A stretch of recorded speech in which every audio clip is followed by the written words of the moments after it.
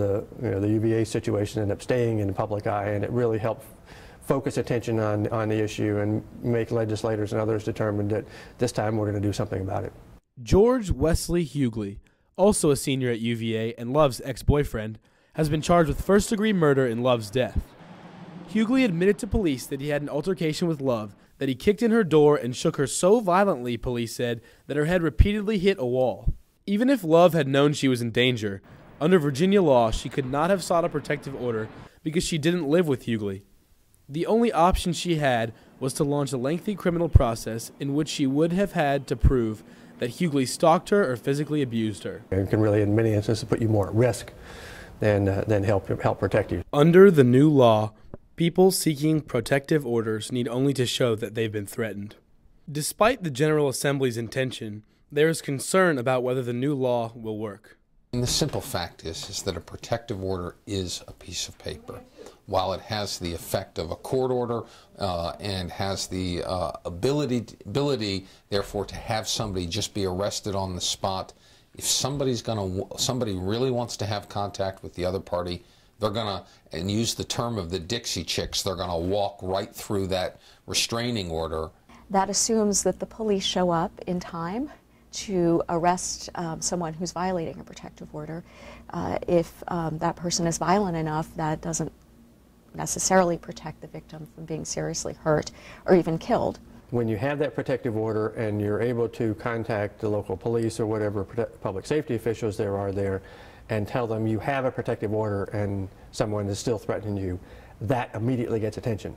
According to the United States Justice Department, college-aged women have the highest per capita rate of intimate partner violence or dating violence. Colleges like Washington and Lee University have a number of resources and prevention programs to deal with dating violence.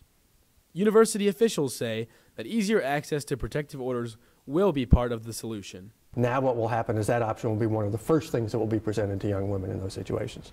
We have a multi-pronged strategy because one program, one strategy won't work, but our goal is to educate the community.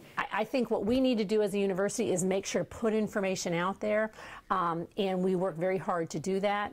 But it's usually not until a person finds him or herself in a situation that they actually begin to delve into what all of those posters and flyers and sessions and programs that they've been asked to attend. But experts say the first step in the prevention of dating violence is understanding the scope of the danger. We can see everything from emotional abuse, verbal abuse, physical abuse, sexual abuse. We tend to really focus on the physical and then sometimes on the sexual abuse as well, and not pay as much attention to the emotional abuse.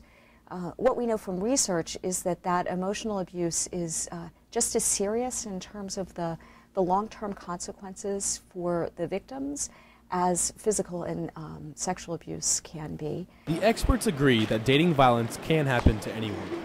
But the simple fact is that domestic violence crosses across all socioeconomic lines. It crosses across all lines of all professions, and it can happen to anybody.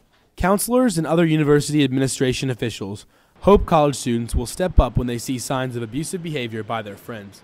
The more subtle types of abuse, people will frequently not reach out for help, or if they do, they wait until it is escalated toward a more extreme level of violence. There are a lot of things that men can, not abuse their partners, and men can make it clear to those around them that you know, when they see things that are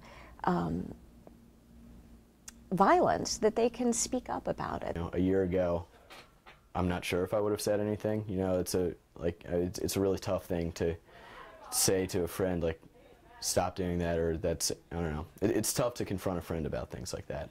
Now I don't think I'd have a problem doing it. People in abusive dating relationships should look out for these warning signs: controlling relationships with others, sending excessive texts, stalking, showing signs of jealousy, exhibiting explosive anger, increasing alcohol or drug use, and isolating a significant other from friends and family. With that case, there apparently were a number of kind of public incidents. The one that I've read most about is some number of weeks before the murder, folks actually had to pull him off of her physically. The experts say women also need to be aware of the increased danger they face right before or after a breakup. That's when the most homicides occur. This is the case for the Post-it note breakup. You know, leave a note and be gone before the other person knows that you're planning on leaving.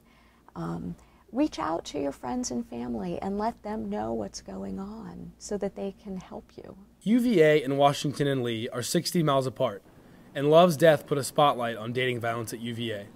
But no campus is immune to the problem.